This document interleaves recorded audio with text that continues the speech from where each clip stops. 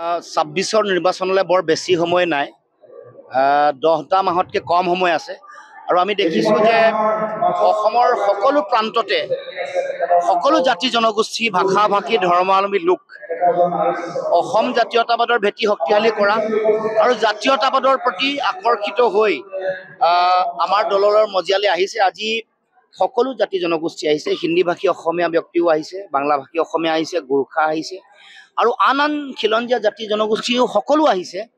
আহি এটাই শ্লোগান যে আমি বিজেপিৰ ভয়াৱহ যিটো ৰাজনীতি এইটো উৎখাত কৰিবলৈ হ'লে আমি একলগে যুঁজিব লাগিব। আৰু সেইকাৰণে আমি দেখিছোঁ যে বিজেপিৰ বহু নেতা কৰ্মকৰ্তা আহিছে, TMC আহিছে, আপৰ আহিছে, গণপৰিষদৰো আহিছে। গণপৰিষদৰ হৈ নিৰ্বাচন খেলি পৰাজিত হোৱা প্ৰাৰ্থীও আমাৰ দলত যোগদান কৰিছে।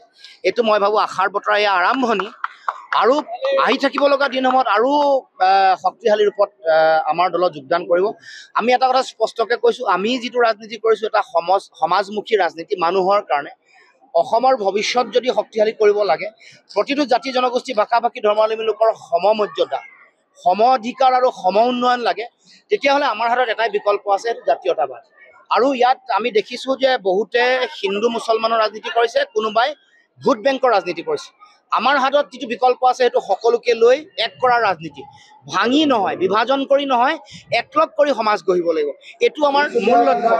সেইকাৰণে আমি কওঁ যে হিন্দীভাষী অসমীয়া, বাংলাভাষী অসমীয়া, গোৰ্খা, চাহ জনগোষ্ঠী, খিলঞ্জীয়া প্ৰতিটো জাতি জনগোষ্ঠী সকলোকে লৈ আমি এখন সমাজ গঢ়িব খুজিছোঁ।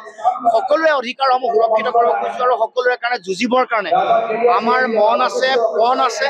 আৰু জন্মলগ্নৰ সময়ত আমি কৈছিলোঁ যে আমাৰ জাতীয়তাবাদটো ইনক্লুচিভ জাতীয়তাবাদ, সকলোকে লৈ আমি আগবাঢ়িম, সকলোৰে সমস্যাসমূহ সমাধান কৰিম।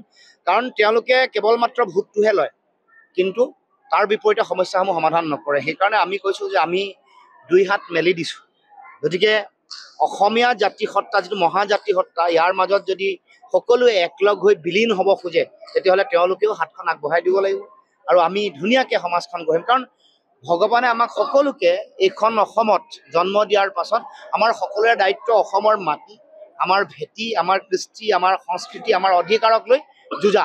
গতিকে এই পৰিৱেশ অসমৰ মাটিত আছে আৰু আমি প্ৰত্যেকেই আহি থাকিব লগা দিনত একেলগে এই যুঁজৰ কাৰণে আমাৰ ভৱিষ্যত সুৰক্ষিত কৰিবৰ কাৰণে সকলোৱে আমি কাম কাজ কৰিম। আজি 1000 পৰা 1500 মানুহ আহিছে আৰু পৰৱৰ্তী দিনত আৰু মানুহ আহিব আৰু মানে যোগদান কৰিবৰ কাৰণে ইতিমধ্যে যোগাযোগ কৰি আছে। এইবাৰ হলত নহ'ব, প্ৰেক্ষাগৃহত নহ'ব, ফিল্ডৰ মাজত যোগদানৰ কাৰণে দিন খুব সোনকালে নিৰ্ধাৰণ কৰিম। হিন্দীভাষীসকলক কৈছোঁ যে সামাজিক ন্যায় আৰু নিৰাপত্তা আৰু সমন্বয় সকলো দিয়াৰ দায়িত্ব অসম জাতীয় পৰিষদে আমি গ্ৰহণ কৰিম। আমি এটা গণমুখী ৰাজনীতি কৰিব কৈছোঁ। ইয়াত যেনেকৈ খিলঞ্জীয়াসকলৰ অধিকাৰ, ভাষা, কৃষ্টি, সংস্কৃতি ৰক্ষাৰ কথা আছে, তেনেকৈ হিন্দীভাষী অসমীয়া, বাংলাভাষী অসমীয়া, গোৰ্খাসকল সকলোৰে, চাহ জনজাতীয়, আদিবাসী ৰাইজ সকলোকে লৈ আমি এখন এনেকুৱা অসম গঢ়িম, এনেকুৱা এটা অসমীয়া মহাজাতি সত্তা গঠন কৰিম য'ত সকলোৱে ইয়াক আপোন বুলি ভাবিব, সকলোৱে নিজৰ অধিকাৰ বিচাৰি পাব, সকলোৱে নিজকে এটা জাতি সত্তাৰ অংগাংগী বুলি অনুভৱ কৰাৰ যিটো পৰিৱেশ, নিজকে মৰ্যাদাপূৰ্ণ স্থান এটা বিচাৰি পোৱাৰ যিটো পৰিৱেশ, সেইটো গঢ়ি তুলিবৰ কাৰণে অসম জাতীয় পৰিষদ বদ্ধপৰিকৰ, আমি অংগীকাৰবদ্ধ। আমি সেই লক্ষ্যৰে কাম কৰিম। মানে ৰাজনৈতিক অধিকাৰ আজি আহিব, কাইলৈ যাব, কিন্তু সমাজখন সদায় থাকিব।